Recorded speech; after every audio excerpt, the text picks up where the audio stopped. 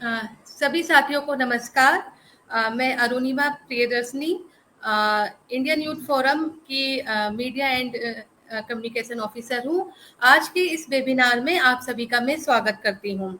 Indian youth forum एक युवाओं का ऐसा मंच है जो पर्यावरण जागरूकता और बच्चों की शिक्षा को लेकर काम करता है। अभी फिलहाल हम 5 राज्यों उड़ीसा, उत्तराखंड, राजस्थान, उत्तर प्रदेश और कलकत्ता में युवाओं के बीच में काम कर रहे हैं। तो IYF ने बहुत सारे वेबिनार्स अलग अलग मुद्दों पर किए हैं और बहुत ही अच्छा आप सभी का वेबिनार में ज्वाइन हुए हैं। बहुत अच्छा रेस्पॉन्स हुआ है, मिला है सभी का। तो सभी का इसके लिए आप सभी का बहुत बहुत धन्यवाद। तो आज का जो वेबिनार होने जा रहा है वो चाइल्ड राइट्स और चाइल्ड लेबर पर होने जा रहा है। क्योंकि आज चाइल्ड लेबर डे है तो ये हुआ कि हम इस चीज को जाने और कैसे रोक सकते हैं चाइल्ड लेबर को, इसके पीछे क्या कारण है, तो एक समझ हमारे युवाओं में भी हो और जो हम भूल गए हैं और थोड़ा हमारी जानकारी में भी हमें लाभ पहुंचाए, तो इस पर एक वेबिनार हमने सोचा होना चाहिए।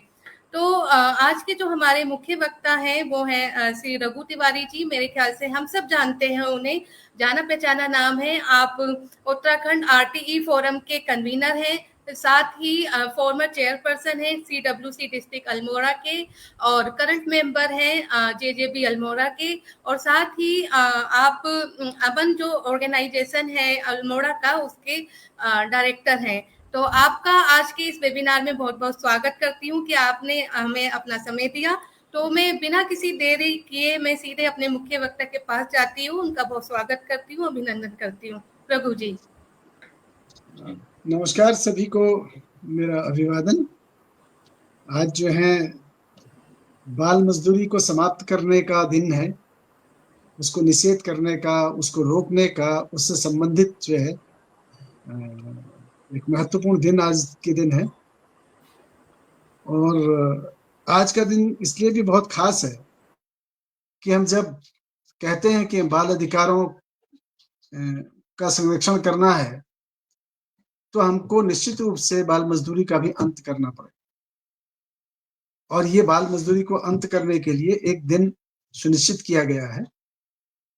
तो खासकर हमारे जो आयोजक हैं IYF के, मैं उनको बहुत बहुत धन्यवाद और बधाई देना चाहता हूं कि उन्होंने आज के दिन को याद रखा और आज के दिन वो बातचीत कर रहे हैं। कल IYF की तरफ से भारती जी ने मुझे कहा कि आप कल, हम वेबिनार कर रहे हैं, कल आप जुड़ जाएंगे। तो मैंने कहा हाँ जुड़ जाऊंगा, लेकिन मुझे बाद में समझ में आया कि वो जुड़ने का मतलब था कि मैं आपके यहाँ कुछ बात रखूं। वो मुझे आज सुबह पकड़ में आया।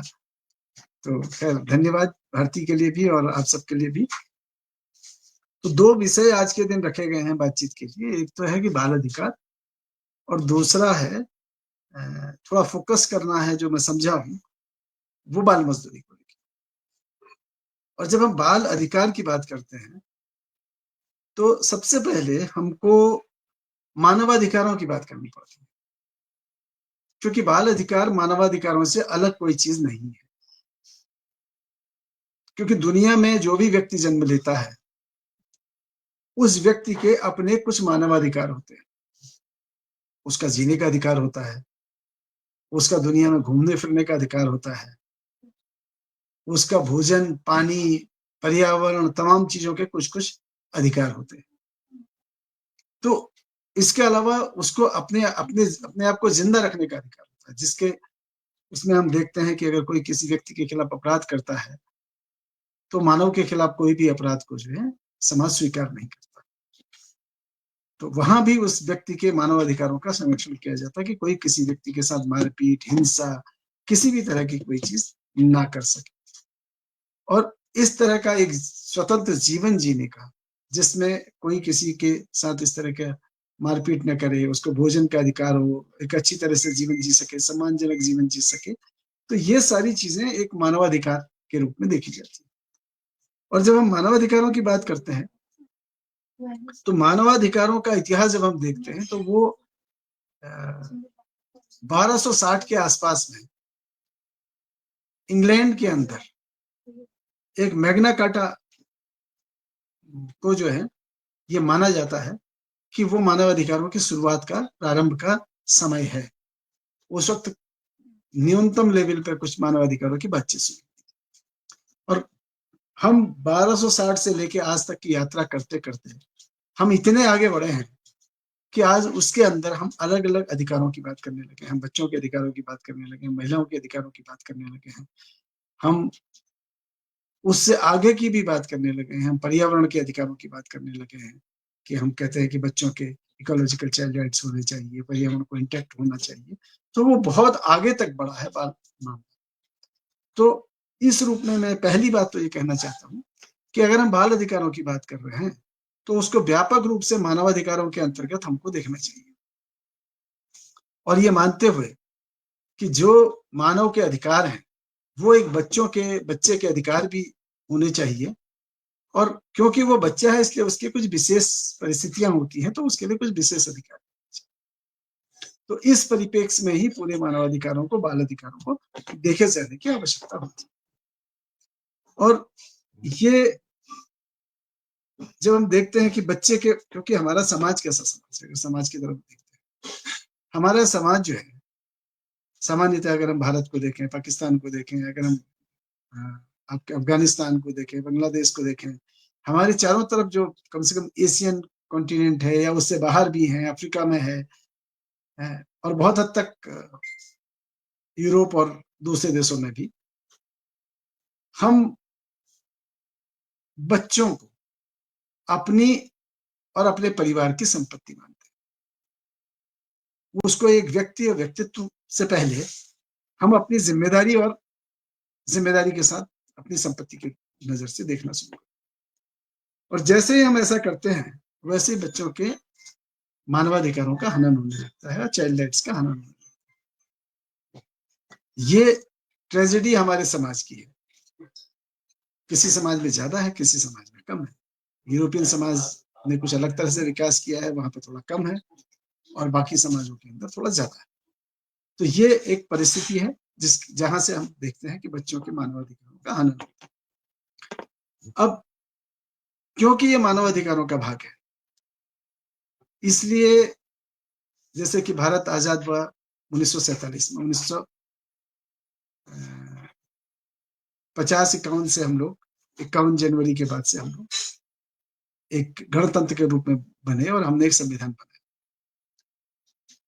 हालांकि उस समय बाल अधिकारों की इतनी चर्चाएं नहीं थी, लेकिन जो प्रावधान भारतीय संविधान के अंदर मौलिक अधिकारों के अंदर दिया गया है, जिसमें आपकी धारा 14 है, धारा 15 है, धारा 16 नहीं, धारा माफ कीजिएगा, अनुच्छेद 14, 15, 16, 19, 21, 22, 23, 25 और 29, इतनों के अंदर हम देखते हैं जो जो ह्यूमन राइट्स दिए हैं वो सारे ह्यूमन राइट्स बच्चों के लिए भी, वो बच्चों के अधिकारों को भी संरक्षित करते हैं। और उसमें से भी अगर हम देखते हैं कि जो बदलाव है वो तो बहुत बात का है। 21 जो अनुच्छेद 21A का जो एक संशोधन हमारे यहाँ किया गया था, संविधान संशोधन किया गया था, उसने बच्चों के शिक्षा को भी मौलिक अधिकारों का और उसके जीने का अधिकार का भाग मान लिया। और यही नहीं, अगर हम देखते हैं अपने अनुच्छेद संविधान के नीति निर्देशक जो डायरेक्टिव प्रिंसिपल्स हैं, उसके 29E-F और 25, 45, 46, 47, ये भी बच्चों के अधिकारों का संरक्षण करते हैं। तो हम ये देख सकते हैं कि बच्चों के अधिकारों के प्रति दुनिया के स्तर पर बड़ी वकालत होने से पूर्व ही भारत जैसे देशों के संविधान के अंदर भी बच्चों के अधिकारों का संरक्षण की बात हुई है और उन अधिकारों की बात हुई।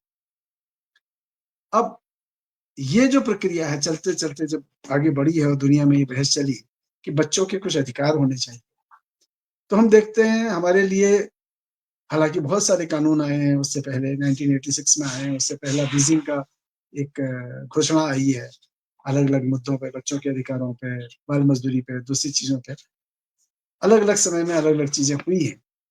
लेकिन जो सफलता मिली है वो 1989 में मिली है, जबकि एक अंतर्राष्ट्रीय यूएनओ के स्तर पर अंतर्राष्ट्रीय समझौता हुआ है जिसको हम UNCRC कहते हैं, और वो 20 नवंबर 1989 को उस पर सहमति बनी और दुनिया के स्तर पर ये लागू। UNCRC के अंदर 56 अनुच्छेद हैं और उसमें सबकी जिम्मेदारियां उसमें, पेरेंट्स से लेकर तमाम लोगों की जिम्मेदारियां, बच्चों के अधिकारों की बात, ये सारी चीजें हैं। अगर उसको हम देखते हैं, उसको अगर हम थोड़ा सा विश्लेषित करने के बाद कैटेगराइज करते हैं, तो वो 4 चीजों के रूप में हमको दिखता है। एक भाग के अंदर हमको दिखता है कि बच्चों के जीने का अधिकार पहला अधिकार है, और जीने के अधिकार को जब हम देखते हैं तो उसके अंदर बहुत सारी चीजें दिखाई देती है। जीने के अधिकार के अंदर बच्चे का जन्म लेने का अधिकार है, माँ बाप का प्रेम, संरक्षण, भोजन, इलाज, नागरिकता, वो किस देश का नागरिक होगा, इस तरह की तमाम चीजें, उसका टीकाकरण, तमाम व्यवस्थाएं जो है उसके अंदर हमको जीने के अधिकार का भाग दिखती है। और दूसरा भाग हमको दिखता है उसके विकास का अधिकार, जिसमें हम मानते हैं कि बच्चे का शारीरिक और मानसिक विकास की प्रक्रियाओं को कैसे चलाया जाएगा और कैसे उनको मिलना चाहिए, ये बात यूएनसीआरसी कहता है। और इसको अगर हम खोल के देखते हैं तो इसके अंदर हम देखते हैं शिक्षा, स्वास्थ्य, शिक्षा और खेल कूद और इस तरह की तमाम चीजें, मनोरंजन, ये सब उसके भाग है। क्योंकि किसी भी बच्चे को विकास के लिए ये सारी चीजों की आवश्यकता होती है कि उसको मनोरंजन भी मिलना चाहिए, उसको खेल भी मिलना चाहिए और उसको शिक्षा भी मिलनी चाहिए, तो तब उसका एक बच्चे का विकास होता है। तो दूसरे भाग के अंदर हम ये सारी चीजें करते हैं। फिर हम तीसरे भाग की तरफ जाते हैं जो कहता है प्रोटेक्शन का अधिकार, क्योंकि बच्चा, उसका विकास हो रहा होता है, वो बड़ा हो रहा होता है, वो दुनिया की सारी चीजों को नहीं समझता है, समझने की कोशिश करता है, सीखता है। ये माना जाता है कि जब तक उसको 18 साल नहीं होंगे तब तक वो चीजों को सीख रहा होता है और पूर्णतः नहीं सीख पाता, वो परिपक्व नहीं हुआ है। इसलिए उसके अगर बाकी अधिकारों का संरक्षण करना है तो बच्चे को संरक्षण देने की आवश्यकता होगी, ये माना गया। और इस अधिकार को, संरक्षण के अधिकार को यूएनसीआरसी के अंदर स्वीकार किया गया। और इसके अंदर जब हम देखते हैं संरक्षण में, तो कई तरह के संरक्षण हैं, जैसे कि बच्चे को बुरी चीजों से बचाना। बुरी चीज क्या है? नशा है, या उसका उत्पीड़न है, छेड़छाड़ है, सेक्सुअल हैरेसमेंट है, ये सारी चीजों से बचाना। बच्चे को श्रम में नहीं डालना। एक समय था, हम देखते हैं दुनिया के अंदर, जब औद्योगिक क्रांति हुई, औद्योगिक क्रांति के बाद बड़ी बड़ी चिमनियां लगी और चिमनियां धुआं उगलने लगी और फैक्ट्रियों में लोहा गलने लगा, चीजें बनने लगी। तो उस दौर में चिमनियों को साफ करने का काम, क्योंकि बच्चों का वजन कम था, उनकी हाइट कम थी, उनको चिमनियों में डाल के उनसे जो है वो धुआं काला जो वहां लग जाता था चिमनियों में, उसको साफ करने का काम बच्चों से कराया जाता था। तो ये एक तरह का बाल श्रम का सवाल था। तो इस तरह की चीजों को रोकने का काम भी होना चाहिए, इसको बाल श्रम से बच्चों को अलग रखना है। तो ये जो सारे प्रोटेक्शन के काम है, जैसे कि हम देखते हैं कई बार अपने स्कूल के बाहर देखते हैं, कई बीड़ी सिगरेट बेचने वालों को हिदायत दी जाती है कि विद्यालय के पास से इतनी नजदीक तक नहीं बेच सकते हैं, शराब वाला इतने नजदीक तक नहीं बेच सकता, इतनी दूरी पर जाएगा। तो ये सारी चीजें प्रोटेक्शन के राइट के तहत, बच्चों का जो उनको प्रोटेक्शन मिलना चाहिए, जो उनको संरक्षण मिलना चाहिए, उस अधिकार के तहत ये सारी चीजें की जाती है। ये एक महत्वपूर्ण भाग यूएनसीआरसी के। और चौथा भाग है बच्चों की सहभागिता का, जिसको हम कहते हैं राइट टू पार्टिसिपेशन। और सहभागिता का जो अधिकार है वो ये कहता है कि बच्चों, जो बहुत छोटे बच्चे हैं, तो उनके बारे में लिए जाने वाले डिसीजन इन्फॉर्म डिसीजन होने चाहिए। यानी कि इनके बारे में जो डिसीजन, निर्णय लिया जा रहा है, उस बच्चे को पता होना चाहिए, उसको बताया जाना चाहिए, उससे बात की जानी चाहिए। और बच्चा अगर थोड़ा समझदार है, थोड़ा बड़ा होने लगा है, उसका पार्टिसिपेशन लिया जाना चाहिए, उससे पूछा जाना चाहिए, तुम्हें कौन सी चीज चाहिए, तुम्हें कहाँ पढ़ना है, तुम्हें क्या करना है। तो राइट टू पार्टिसिपेशन। उसके बाद फिर बच्चे को दूसरे बच्चों के साथ बैठ के मीटिंग करने का अधिकार, बाल सभा करने का अधिकार, संगठन बनाने का अधिकार, ये सारे अधिकार बच्चों को होने चाहिए, उनके विकास के लिए बहुत आवश्यक है, ये समझा। तो ये चौथा भाग है यूएनसीआरसी के अंदर। लेकिन यहाँ एक महत्वपूर्ण बात और है कि जब यूएनसीआरसी का पूरा बहस चल रही थी, तो उस वक्त जो है एक चीज और आई कि पर्यावरणीय अधिकार को इसमें शामिल किया जाए, जिसको हम कहते हैं कि राइट, इकोलॉजिकल चाइल्ड राइट्स के रूप में कई लोग परिभाषित करते हैं। हालांकि उस स्तर पर उसको दुनिया के स्तर पर, यूएनसीआरसी के स्तर पर मान्यता नहीं मिल पाई। तो जो इकोलॉजिकल चाइल्ड राइट्स है उसका मतलब यह है कि दुनिया के अंदर जो इकोसिस्टम को किसी भी तरह का नुकसान हो रहा है, पर्यावरण को किसी भी तरह का नुकसान होता है, तो उसका सबसे पहला असर समाज के सबसे कमजोर तबकों पर जाता है, चाहे वो आर्थिक रूप से हो, सामाजिक रूप से हो, राजनीतिक रूप से हो। जो भी समाज का कमजोर वर्ग होता है उस पर जाता है, और उसके बाद वो असर सबसे पहले उन बच्चों पर जाता है, उन परिवारों के बच्चों पर जाता है। इसलिए ये विचार उस वक्त आया कि अगर पर्यावरण को किसी तरह के नुकसान होते हैं तो वो चाइल्ड राइट्स को प्रभावित करता है, इसलिए इकोलॉजी को का राइट भी होना चाहिए। ये एक डिबेट है। हालांकि पिछले दिनों GC26 के रूप में ये डिबेट फिर से दुनिया के अंदर चल रही थी, पर्यावरणीय अधिकारों की बात चल रही थी। तो ये एक तरह का वो अधिकार है जिसके बारे में अभी जद्दोजहद है दुनिया के स्तर पर कि इसको चाइल्ड राइट्स का पार्ट माना जाना चाहिए, नहीं माना जाना चाहिए। ये एक प्रयास है दुनिया के अंदर चल रहा है। तो अगर मोटा मोटा हम अधिकारों के बारे में बात करते हैं तो ये मोटे मोटे कुछ अधिकार हैं जो आज के दिन यूएनसीआरसी से बच्चों को मिले, और उस पे जैसे भारत सरकार ने 1982 में उसमें साइन किया, उसको रेटिफाई किया है। तो 1982 में साइन करने के बाद भारत की प्रतिबद्धता है कि वो उन पर अमल करे, उस पर काम करे। और एक और प्रतिबद्धता तमाम दुनिया के सरकारों की है कि वो हर 5 साल में एक रिपोर्ट कि उन्होंने इन 5 सालों में चाइल्ड राइट्स पे क्या किया वो दुनिया के स्तर पर पेश करें। यूएनसीआरसी के इस प्रक्रिया में, यूएनओ में वो अपनी एक रिपोर्ट रखें, और उस पर दुनिया में कई बार चर्चा होती है। सारे देश जाते हैं, अपनी रिपोर्ट रखते हैं, हमने बच्चों के लिए ये किया, हमने राइट टू पार्टिसिपेशन में ये किया, राइट टू सर्वाइवल में ये किया, इसमें हमने ये किया, वो रखते हैं। हालांकि वो कोई बाध्यकारी संस्थान नहीं है यूएनओ, लेकिन जब दुनिया के स्तर पर रखते हैं और आपके प्रयास कम होते हैं तो दुनिया के स्तर पर राष्ट्र को एक तरह से शर्म महसूस होती है। इसलिए राष्ट्र बाध्य होते हैं कि वो हर 5 साल में बच्चों के प्रति कुछ करके वहां पर जाएं और अपनी बात रखें। ये एक तरह का मैकेनिज्म है जो सरकारों को थोड़ा बाध्य करता है। अब इसीलिए हम देखते हैं कि आप देखेंगे 1992 के बाद इस देश में, भारत के अंदर, अगर हम से भारत के अंदर देखें तो कितनी तरह की योजनाएं बच्चों के लिए आना शुरू। वो इसलिए नहीं कि हमारी सरकारें बच्चों के प्रति अचानक उदार हो गई, बल्कि इसलिए कि हमारी अंतर्राष्ट्रीय प्रतिबद्धता थी और वो करना था सरकारों को, उनके लिए बाध्यकारी था। नहीं करते तो हर 5 साल में दुनिया के सामने एक तरह का शर्म महसूस करनी पड़ती राष्ट्र को। इसलिए सरकारों ने 1982 के बाद आप देखेंगे अभी तक लगातार कुछ न कुछ उस पर काम किया।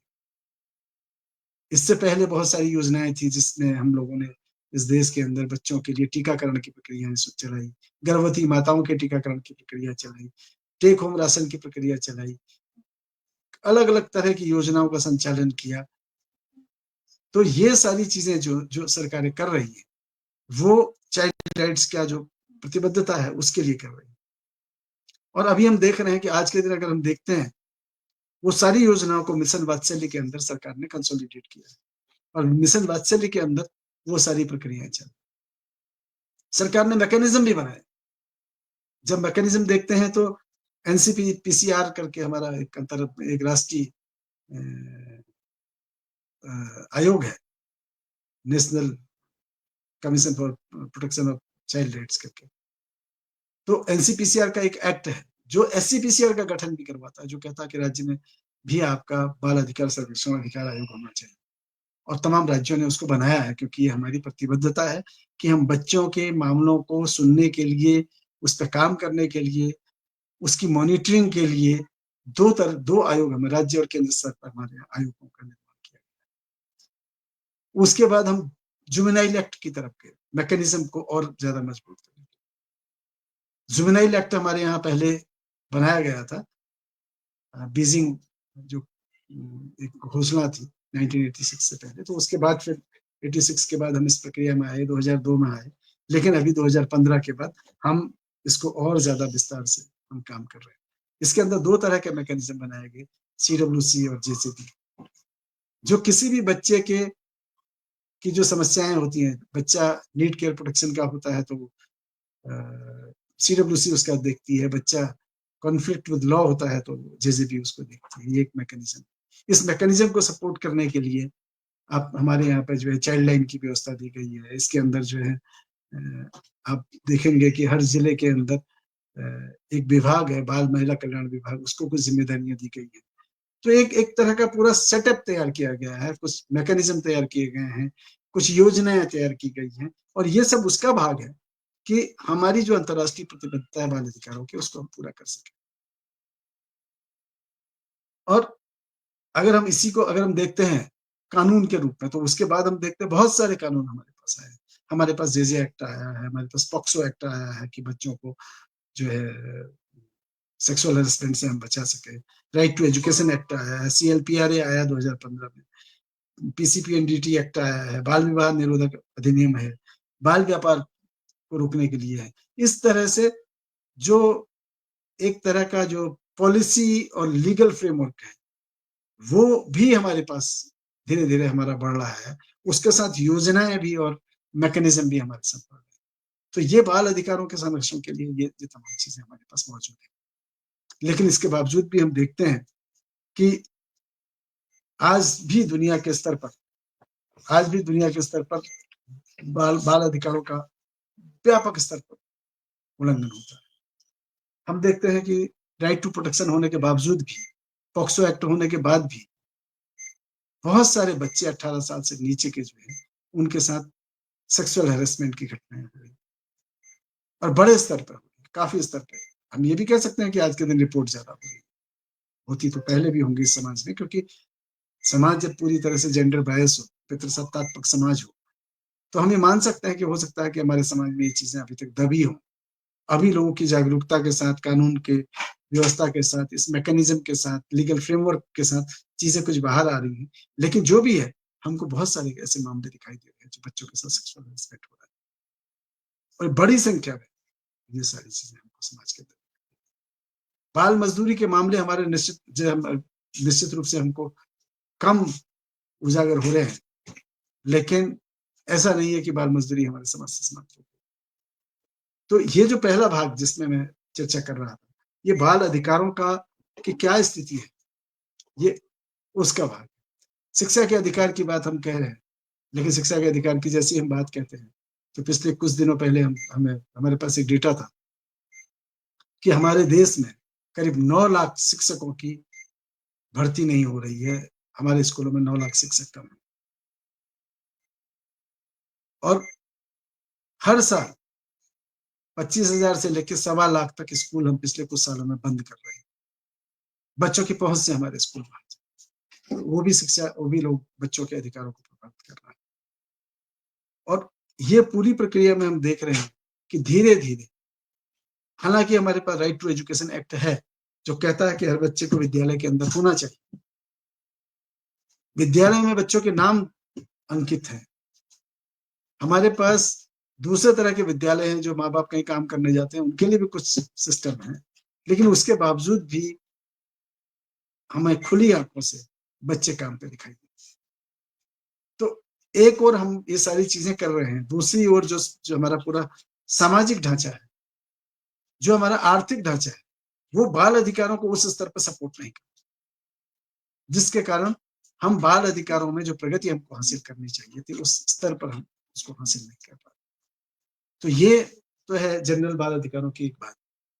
लेकिन इसके साथ जब हम देखते हैं, हम बाल मजदूरी की बात, क्योंकि आज बाल मजदूरी उन्मूलन दिवस है, तो उस पर मैं थोड़ा सा संक्षिप्त में बात रखना चाहूंगा कि हमारे पास आज के दिन एक कानून है जिसको हम CLPRA कहते हैं। 2015 में उसमें हमने व्यापक बदलाव किए, और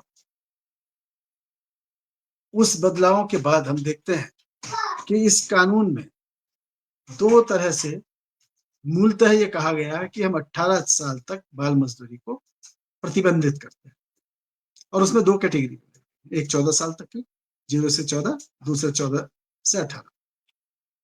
और ये कहा गया 14 साल तक पूरी तरह प्रतिबंधित है, और 18 साल तक का उसको किशोर श्रम का नाम दिया गया है। और कहा गया है कि 18 साल तक के बच्चे अपने विद्यालय जाते हुए अपनी शिक्षा को जारी रखते हुए एक जो खतरनाक काम नहीं हो ऐसे काम कर सकते हैं। और यहां तक तब भी ये मामला पूरा पूरा सुने जाने लायक है, हालांकि हम उससे पूरी तरह सहमत नहीं है। हमारा मानना है कि 18 साल तक किसी भी बच्चे को कोई भी श्रम, बाल श्रम नहीं कराया जाना चाहिए, चाहे वो किशोर हो चाहे वो बालक हो। इसकी जिम्मेदारी सरकार की होनी चाहिए, क्योंकि बच्चे के शिक्षा की जिम्मेदारी भी सरकार की होनी चाहिए। और अगर उसके माँ बाप के पास रोजगार नहीं है, अगर उसके पास खाने की व्यवस्था ठीक से नहीं है, तो वो भी सरकार को उसकी व्यवस्था करनी चाहिए। हालांकि कुछ योजनाएं हैं जिसमें बच्चों को स्पॉन्सरशिप स्कीम वात्सल्य के अंदर है, जिसमें अगर बालक जो है, बालक बालिका जो है, अगर सीएनसीपी घोषित होते हैं तो उनको 4,000 रुपए मासिक दिया जा सकता है। लेकिन वो इतना प्रभावी अभी पूरे सारे लोग के लिए नहीं। तो लेकिन इसी कानून के अंदर दूसरा प्रावधान, इस कानून के अंदर इससे पहले ये था कि जो परिवार की परिभाषा थी, परिवार का नाम था, परिवार की परिभाषा इस कानून में बदलाव कर दिया गया 2015 के संशोधन। उससे पहले माता पिता और लीगल गार्जियन जो है उसके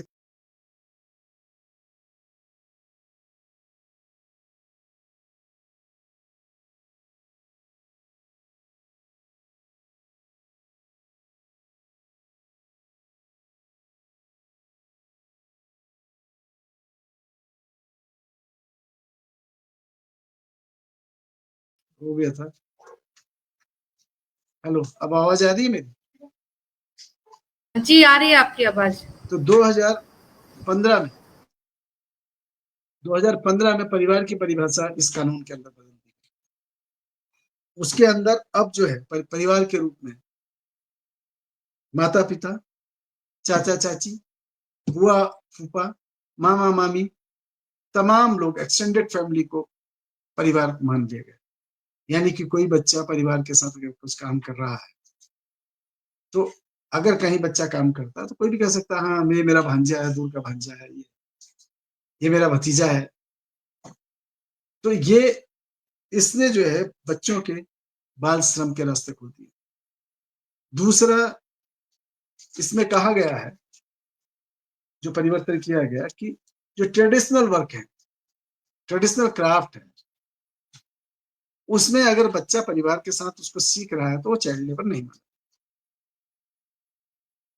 अब अगर एक दलित परिवार के अंदर, एक आदिवासी परिवार के अंदर, एक जो है गरीब इस तरह के परिवार जो सोशली जिनको समाज में छोटा समझा जाता है, कम समझा जाता है, जिनके बराबरी के लिए उनके बच्चे को आगे बढ़ना चाहिए था, ऐसे बच्चे अगर उसी क्राफ्ट में जा रहे हैं जो कास्ट बेस है, तो ये कानून उनको एक तरह से मान्यता देता है, जो दुर्भाग्यपूर्ण। इसको ये हमको एक तरह से जो जाति आधारित पेशे हैं उसको समर्थन करता है, और जो परिवार के इस तरह के पेशे हैं उनको समर्थन करता है। तो ये बात भी इसके अंदर एक बहुत महत्वपूर्ण है जो देखी जानी चाहिए। चाइल्ड लेबर डे के दिन, चाइल्ड लेबर उन्मूलन दिवस के दिन हमको इस पर बात करनी चाहिए। क्या ये कानून सही है? क्या इस कानून को बदलना नहीं चाहिए? अगर हम चाहते हैं चाइल्ड लेबर समाप्त हो, तो ये क्या जाति आधारित पेशों पर बच्चों को काम करने की इजाजत होनी चाहिए? पहली बात तो 18 साल तक किसी बच्चे को काम करने की इजाजत तो होनी ही नहीं चाहिए। उसकी जिम्मेदारी अगर वो सक्षम नहीं है तो सरकार के पास होनी चाहिए, समाज के पास होनी चाहिए। और अगर आपने इस कानून में कहीं छूट भी दी है, तो क्या हम फिर समाज को उस जातिगत पेशों की तरफ धकेलें? ये एक महत्वपूर्ण प्रश्न इस CLPRA एक्ट के ऊपर है। हालांकि हमारे पास आज के दिन बहुत स्पष्ट आंकड़े नहीं है कि भारत में कितने बाल मजदूर हैं। 2001 की जनगणना में हम देखते थे 1,26,00,000 भारत के अंदर बाल श्रम करने वाले लोग थे। पूरी दुनिया के अंदर उस समय 5 करोड़ लोग थे। और करीब करीब चौथे हिस्से से ज्यादा भारत में थे अकेले। लेकिन उसके बाद 2011 की जनगणना में क्योंकि हम आरटी एक्ट ले आए और हमने बच्चों को स्कूल में एडमिशन दे दिया, तो उससे वो हमको बहुत कम दिखाई देने लगा। हालांकि मेरा व्यक्तिगत मानना है कि सिर्फ स्कूल में प्रवेश या स्कूल में नाम लिखा देने से बच्चा विद्यालय में रहता नहीं, बच्चा विद्यालय में रिटेन होता है नहीं होता है, वो विद्यालय में रुकता है नहीं रुकता है, ये बहुत महत्वपूर्ण। अगर वो विद्यालय में नहीं है, out of the school child है, तो वो निश्चित रूप से पोटेंशियल चाइल्ड है। ये बात भी देखे जाने। और उसके बाद के दौर में जब कोविड आया, जब हजारों हजार लाखों लाख लोगों की नौकरियां छूटी हैं, वो अपने पेशे से बाहर गए हैं, हम डिजिटलाइज सोसाइटी बनने को गए, तो जो हमारे पास वो प्रक्रिया जैसे हमारे कम हुई है, उससे बहुत सारे लोगों का काम धंधे, छोटे काम करने वालों के कम हुए हैं। तो ये जो सामाजिक प्रक्रिया नई बनी है, एक जो नई सामाजिक परिस्थिति बनी है, नई आर्थिक परिस्थिति बनी है, जिसमें परिवारों के पास आजीविका के साधन घटे हैं, जिसमें रोजगार घटा है, तो ऐसे में सामाजिक परिस्थिति बच्चों को काम करने की तरफ धकेलती है, लेकिन उसका डेटा हमारे पास नहीं। तो ये बात भी समझने की है कि इन परिस्थितियों में हमारे समाज में इस समय क्या परिस्थिति है, चाइल्ड लेबर पे हमको एक सही पिक्चर जानने की, ये सारी चीजों के लिए भी वकालत करने की जरूरत है कि हम इसको समझें। क्योंकि कोई भी समाज, कोई भी सभ्य समाज अगर अपने बच्चों के श्रम के आधार पर खड़ा है, तो वो सभ्य और सशक्त नहीं हो सकता, वो विकसित नहीं हो सकता। उसको विकसित होने के लिए अपने बच्चों के कंधों से श्रम का बोझ हटाना ही पड़ेगा। उसको हटाए बगैर हम इस विकास यात्रा में आगे नहीं चल सकते। और दूसरी तरफ हम सब इसलिए नहीं हो सकते कि जहां हम बच्चों के चाइल्ड राइट्स का समर्थन नहीं कर सकते, जहां हम अपने बच्चों को बाल श्रम से दूर नहीं कर सकते, तो ये सब भी नहीं हो सकते। तो ये बात बहुत महत्वपूर्ण है, आज के दिन हम इसको समझें और एक राष्ट्रीय और अंतर्राष्ट्रीय स्तर पर इस सवाल को खड़ा करें। हम देखते हैं कि बहुत सारे संगठन इस पर काम कर रहे हैं। जैसे राष्ट्रीय स्तर पर हम देखते हैं CACL नाम का एक नेटवर्क है जो कैंपेन अगेंस्ट चाइल्ड लेबर, जो इसके लिए पॉलिसी एडवोकेसी के लिए काम कर रहा है। बचपन बचाओ संगठन है जो डायरेक्टली बच्चों को मुक्त करा के इस तरह के काम में लगा हुआ है। तो ऐसे बहुत सारे अन्य संगठनों की हमको राष्ट्रीय स्तर पर जरूरत है, बहुत अन्य नए नए पहलों की जरूरत है कि हम कम से कम अपनी जगह से, अपने प्रदेश से, अपने देश से हम इसको बाल मजदूरी को समाप्त करते हुए दुनिया के स्तर तक जा सके। ये बात मैं कहना चाहता हूँ।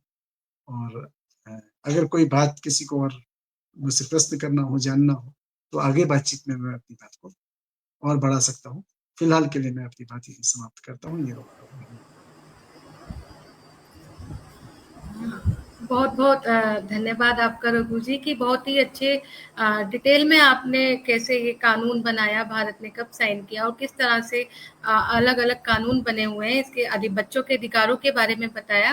हम फेसबुक लाइव कर रहे हैं, तो अभी लाइव में किसी का ऐसा कोई सवाल नहीं है। बाद में अगर कोई कुछ पूछता है तो फिर हम आपसे संपर्क करेंगे। लेकिन आपने ये बिल्कुल सही बात कही कि अगर बच्चों को एक मतलब एक समाज को, देश को एक अच्छा नागरिक चाहिए, एक कुछ मतलब वो उपयोगी हो, तो बच्चों के कंधों से श्रम को हटाना पड़ेगा। ये माँ बाप की जिम्मेदारी तो है ही, लेकिन सरकार की भी जिम्मेदारी बनती है कि अगर किसी वजह से माँ बाप नहीं कमा पा रहे हैं या उनकी कमी आ रही है खाने पीने को लेकर या उनके पास रोजगार नहीं है, तो एक अच्छे जो हम देश का सपना देखते हैं, समाज का सपना देखते हैं, वो तभी पूरा हो सकता है जब बच्चों को अच्छी शिक्षा मिले और जब वो पढ़े तो वो उन्हें मतलब कुछ ना कुछ वो नौकरी करेंगे, कोई अपना काम करेगा, वो अलग अलग देश के तबकों में अपना योगदान तभी दे पाएंगे जब उन्हें अच्छी शिक्षा मिलेगी, अच्छा स्वास्थ्य मिलेगा, अच्छा खान पान मिलेगा। तो ये सरकार की एक बहुत बड़ी जिम्मेदारी है और जो भी ये जो नीतियां बनी है बच्चों की बाल मजदूरी को लेकर, वो भी हमें देखने की जरूरत है कि किस तरह वो लाभकारी हो रही है, नहीं हो रही है, उनमें क्या कमी हो रही है। तो ये भी हमें देखने की बहुत जरूरत है।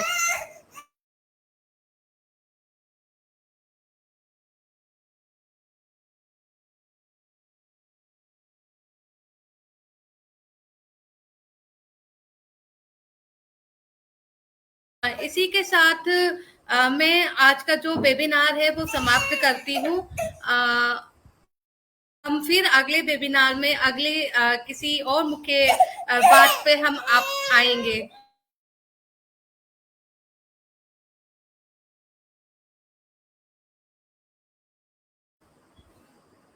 आपके जो इस वेबिनार को देख के हम आपके मन में जो भी सवाल होंगे आप उन्हें जरूर कमेंट बॉक्स में लिखिएगा। हम उन सवालों को बाद में रघु जी से संपर्क करके उन सवालों के जवाब दे सकेंगे। तब तक के लिए सभी को नमस्कार। सब अच्छे रहिए, हमारे साथ जुड़े रहिए। इंडियन यूथ फेडरेशन फोरम का जो ये जो पेज है इसको लाइक करें, ज्यादा से ज्यादा शेयर करें, और आपके जो भी सवाल हैं और आप जो कुछ भी करना चाहते हैं पर्यावरण से संबंधित हो या आपके वहाँ पे कोई और लोकल मुद्दा उठ के आया हो किसी भी चीज को लेकर, तो वो आप हमारे साथ अपना साझा कर सकते हैं। तब तक के लिए सबको नमस्कार और सभी का जुड़ने के लिए बहुत बहुत धन्यवाद। धन्यवाद।